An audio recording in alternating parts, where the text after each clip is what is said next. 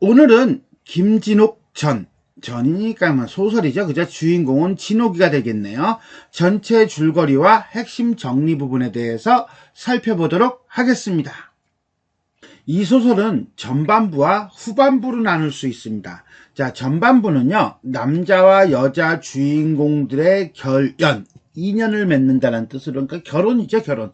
결혼과 관련된 이야기를, 후반부는 이제는 영웅소설적인 요소를 그대로 보여주면서 무용담을 다루고 있습니다. 그런데 문제는, 자, 혼인에 있어서 부모보다는 자식의 의지가, 임금보다는 신하의 의지가 끝내 승리한다는 점에서 주목할 만하다라고 하는 말은 결국 뭐예요? 부모와 임금이 결혼을 반대한다는 거죠. 혼사장애가 나온다는 거. 이런 걸 우리가 혼사장애 또는 늑혼이라고 하는데, 이러한 모티프가 나오는데, 기존의 소설들, 이전의 고전 소설들은 이때 부모나 임금이 승리하는 경우가 많았는데, 여기서는 자식과 신하가 승리한다는 거지요.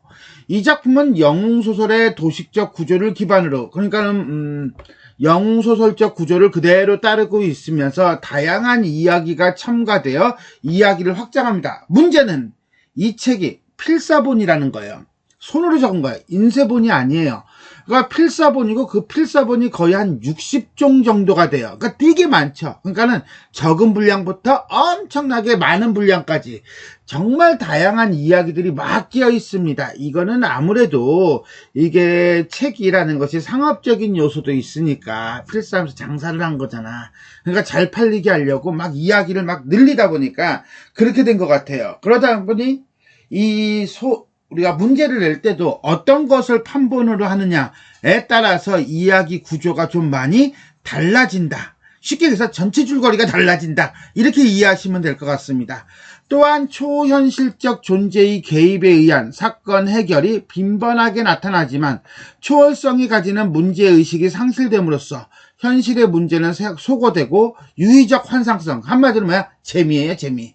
뭐니 해도 머니를 벌기 위한 재미가 그 자리를 대신했다라고 보시면 되겠습니다. 자, 발단 부분이에요. 발단 부분 보면은 명나라 청주 땅의 명문의 후예로서, 이게 이제 귀족 영웅소설에 해당하는 거네. 자, 벼슬이 이부상서에 이른 김시광이라는 선비가 늦도록 자식이 없어 근심을 한다. 부인 여씨가 운산 화주암에 소원을 빌어, 이런 걸 우리가 뭐라고 하냐? 기자치성 화소라고 해요. 이따가 얘기하겠습니다. 외아들 진옥을 낳는다. 진옥은 어떤 사람이냐? 전생에 옥황상제의 향한 앞에서 심부름을 하던 동자로서 한마디로 천상계의 인물이었네요. 선녀와 희롱한 죄로 이 세상에 쫓겨온다. 적강 모티프가 사용되고 있어요. 전개 볼까요? 진옥의 아버지 김공은 황성에서 고향으로 오는 도중 중원 땅을 침략한 선우족에게 사로잡혀 외딴 섬에 버려지게 된다. 아버지를 잃었네. 고향에 있던 여부인은 진옥을 공부시키기 위하여 운산 화주암으로 보내놓고 난리를 만나 피난하다가 불시암에 가서 화원이라고 하는 갑자기 중이 된다.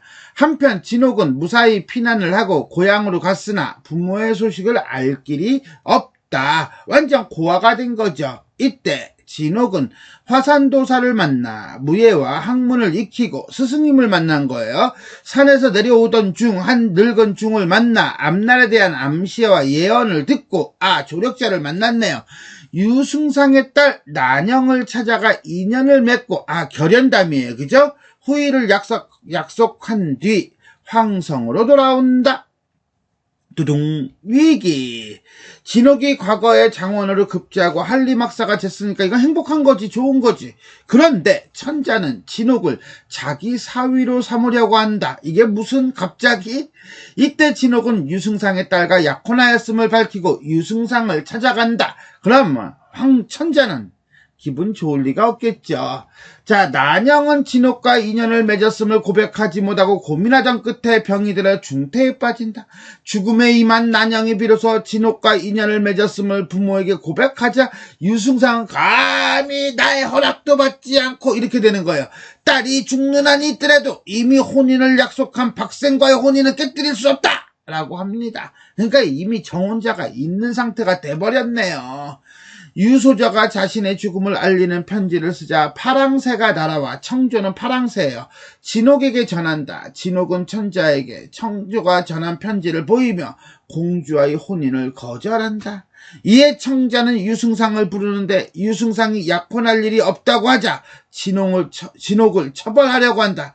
너 시끼 여자 쪽에서는 아니라는데 뭐 이런 거겠죠. 이때 유승상의 부인은 자기와 이종간인 황태우에게 편지를 보내고 천자를 움직여 진옥과의 혼사를 성취시켜달라고 한다.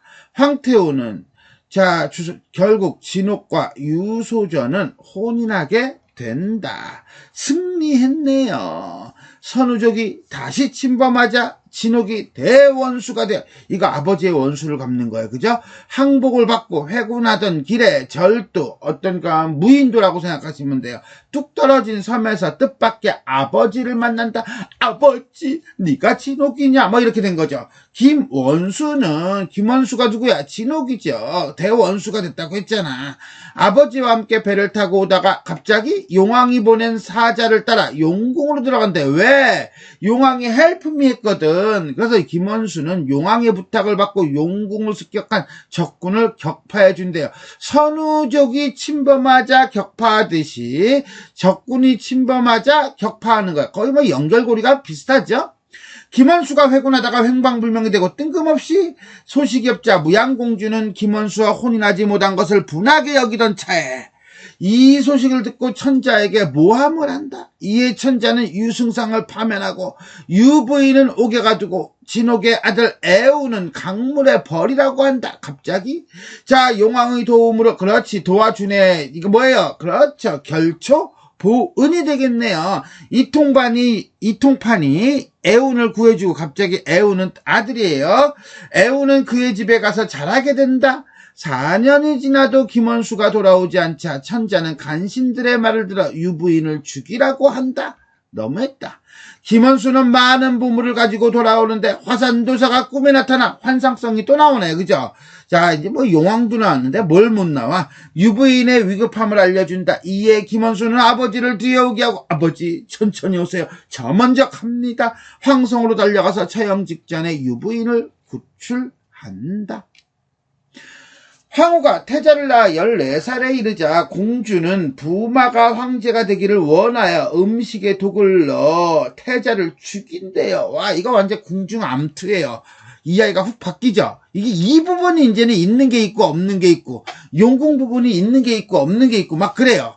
그러나 애운에 의해, 애운이 누구예요? 그렇죠, 김원수. 자, 김진옥의 아들이죠. 공주의 관계가 알려진다. 이에 진옥이 태자의 죽음을 알고 화산도사에게 부채의 대신으로 환생초 3봉지를 얻어 태자를 환생시킨다.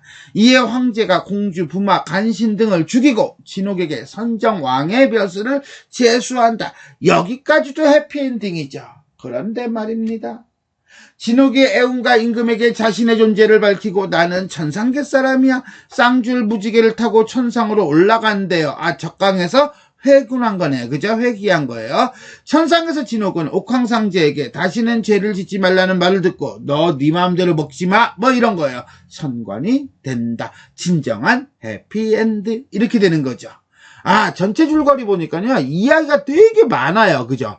그 이야기 하나만 꼽기씩 한 장면들 단위로 끊어도 거의 뭐 대하 드라마 용의 눈물이 나오지 않을까, 뭐 이런 식으로 생각을 해 봅니다. 그러면 우리가 전체 정리해 보도록 하겠습니다. 영웅소설이고요. 비현실적이고 일대기적이에요. 태어날 때부터 죽을 때까지. 전반부는 결연담이고요. 후반부는 무용담이 되겠습니다. 고난을 극복하고 이룬 남녀간의 사랑, 전반부, 영웅의 일생, 후반부 이렇게 보시면 되겠고요. 영웅소설적 구조를 따르고 있고요. 인간계와 수중계, 수중계와 인간계가 교차를 이루고 있대요. 인간계와 수중계와 지상계라고 봐도 되겠고요. 하여튼 간에 이런 환상적인 요소가 되게 많다. 근데 일단 영웅소설적 구조를 본다면요, 우리가 영웅소설은 태어나면서부터 죽을 때까지 일정한 코드가 있어요.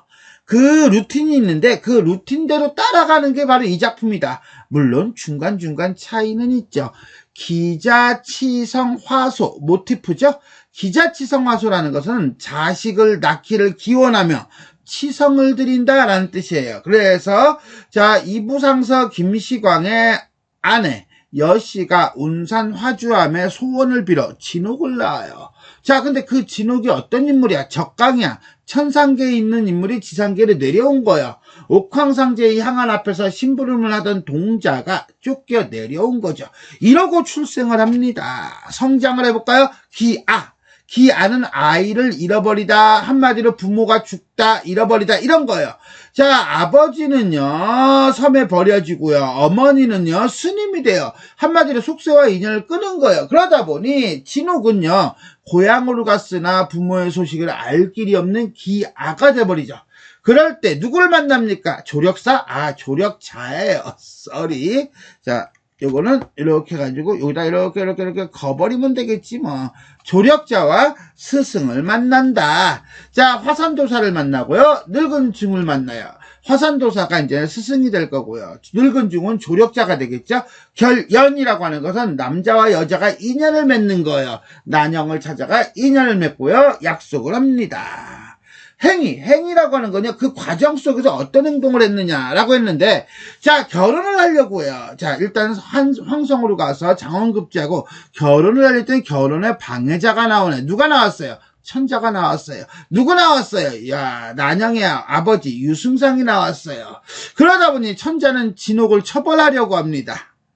와, 이런 위기 상황을 극복하고 결국은 진옥과 유소저는 뭐합니까? 혼인을 하고 유소저가 나중에 유부인이 되죠. 자, 외적의 침입. 야, 이거는 국가적인 실현이에요. 그럴 때 어떻겠습니까? 진옥이 대원수가 되어서 출전을 하죠. 그리고 난 다음에 아버지를 만나요. 가문을 회복하는 행위를 합니다. 자, 용궁서파예요. 김원수는 이제는 용궁으로 가요. 용궁으로 가서 용궁을 습격한 적군을 격파해 줍니다. 그러니까 지상계와 수궁계와 지상계가 서로 연결돼 있어요. 유부인이 누굽니까? 유소저죠. 자, 김원수의 김원수? 그렇지, 김원수 맞지. 김진옥과의 아내와 애운이 누구였지? 아들이죠. 자, 무양공주는 김원수와 혼인하지 못한 것을 분하게 여겨 천자에게 모함을 합니다. 이에 천자는 유승상, 장인이 되겠네요. 파면하고 유부인을 옥에 가두고 진옥의 아들 애운을 강물에 버리라고 합니다. 이런 고난에 대해서 용궁에 있는 용왕이 어떻게 해요? 애운을 도와주고요. 그 다음에 자, 그 이통판이라는 사람을 시켜서 애운을 키우게 합니다. 자, 그러고 난 다음에 4년이 지나도 김원수가 돌아오지 않자 천자는 유부인을 죽이려고 합니다. 이때 화산도사의 도움으로 김원수, 김진옥은 아버지를 뒤로 오게 하고 유부인을 구출합니다. 아내를 구출해요. 그러니까는 아내도 만나고 아버지도 만나고 기타 등등등등 해가지고 가문이 이제 다 모여지게 되는 거지요. 궁중암투는요, 이거는 이해가 좀 생뚱맞긴 한데, 이거는 빌런을 좀 더 극대화시키기 위한 거라고 보면 돼요. 공주는요, 어때요? 권력을 계속 유지하기 위하여 태자를 죽여버리죠. 이에 진옥이 태자를 환생시키고요. 권선징악이야 공주, 부마, 간신들은 다 죽습니다. 그리고 난 다음에 이제는 진옥이 승천을 해요. 천상계로 올라간다. 이런 코드를 가지고 있다라고 보면 이 영웅소설적 구조를 그대로 따르면서 몇 개의 에피소드가, 화소가 첨가되었다라고 보시면 되겠습니다. 두 번째, 서술자가 사건 전개에 개입하는 편집자적 논평이 나타난다라고 했는데, 편집자적 논평을 비롯하여 몇 가지 서술상의 특징에 대해서 살펴보도록 하겠습니다. 첫 번째는 환상성이에요. 이 환상성이라고 하는 건 꼭 용궁이 나와서 환상은 아니에요. 화산도사도 환상적이죠. 왜? 예언을 하고 다 가르쳐 주잖아요. 이런 식으로 이 작품은 초월적 존재가 개입이 됩니다. 그리고 난 다음에 사건을 웬만한 건 다 해결을 해버려요. 그러니 좀 재미가 없는 면이 있기는 있습니다. 그래서 유희적, 재미라고 하는 측면만 가지고 환상성을 자리합니다. 이러한 환상성의 도입은 독자들의 긴장을 이완시키고 작품 내에 발생한 갈등이 해결되기를 기원하는 독자의 소망을 충족시키기 위한 서사 전략으로 반영이 됩니다. 그렇지만 전쟁이 국가적 차원을 넘어서 초월적 세계관에서도 일어나는데 수중계가 그렇죠. 이때 주인공이 탁월한 능력을 발휘하거나 초월적 존재의 도움을 받아 위기에서 벗어나는 장면은 영웅소설의 한 모습을 보여줍니다. 좀 전에 얘기했던 수중세계, 수중전쟁담은 인물과 사건의 구심점으로서 주제를 뒷받침한다는 점에서 수중전쟁담이라는 전승사파의 계보를 발전적으로 계승했다고 볼 수도 있습니다. 어쨌거나 간에 이런 환상이 사용된 것은 유교적 현실주의의 반기를 드는 반문화적 지향성이라고 하는 평가를 받으며 전체를 중시하는 관점에서 개체, 개인을 중시하는 관점으로 인식의 틀을 전환시켰다고 볼 수 있습니다. 자, 화산도사라고 하는 초월적 인물의 등장도 이 작품에서는 중요하지만 수중세계, 용궁에서의 전쟁이라고 하는 것도 이 작품에서는 매우 중요합니다. 그래서 사건의 구심점으로 주제를 뒷받침했다는데 어떤 의미를 갖느냐? 이런 의미예요. 서로가 연결이 되어 있다는 거예요. 일단은 김진옥이 용왕의 부탁을 받고 용궁을 습격한 적군을 격파해 줌으로써 용궁을 보존하는 데 공을 세우게 된 장면이 있습니다. 이 장면은요, 지상계의 인물이 수중계에 영향을 미치는 것을 보여줍니다. 반면에 용왕의 도움으로 애운을 구해주고 애운은 그의 집에서 성장한다든가 김진옥이 진주를 활용하여 유부인을 살린다는 점은 수중계의 인물 내지는 신물이 지상계에 영향을 미친다는 거예요. 이런 점에서 볼 때 이 작품은 수중계와 지상계, 지상계와 수중계가 서로 연결되어 있음을 알 수가 있습니다. 두 번째, 편집자적 논평이에요. 일세 성군이 될지라 라든가 가련하다 어린 태자가 독약이 장위에 들어가니 어찌 살기를 바라리요 라고 하는 거예요. 자, 논평이라고 하는 건요, 어떤 사건이나 인물에 대해 옳고 그름을 따져서 가치를 말하는 거예요. 그 중에서도 소설에서 작품 밖 서술자가 직접 판단하여 밝히는 서술적 방식 내지는 서술 방식을 편집자적 논평이라고 합니다. 자, 여기서는요, 될지라 라든가 살기를 바라리요 라고 하는 것을 통해서 편집자적 논평이 사용되고 있습니다. 다음은 소재예요. 소재 중에 봉서, 편지입니다. 이 편지가 날아와서 편지를 보니 양상군이 놀래 자빠집니다. 이거는요, 양상군이 이 편지를 통해 우양공주의 계략을 알게 된다는 점에서 사건의 내막을 알게 되는 계기를 만들고요, 서사의 흐름을 전환시키는 계기가 됩니다. 반면에 태자가 죽을 뻔했는데 환약을 통해서 태자를 살려요. 자, 이 환약은 결국은 태자를 살림으로써 양상군에 대한 천자의 신뢰가 유지가 되고요. 이런 점에서 볼 때 환약은 인물에 대한 신뢰를 유지하게 하는 기능을 한다. 자, 이렇게 해서 우리는 김진옥전 전체 줄거리와 핵심 정리 부분에 대해서 살펴보았습니다. 자, 지금까지 내용이 도움이 되셨다면 좋아요와 구독 버튼 눌러주시고요. 알림 설정 부탁드리겠습니다. 수고하셨습니다.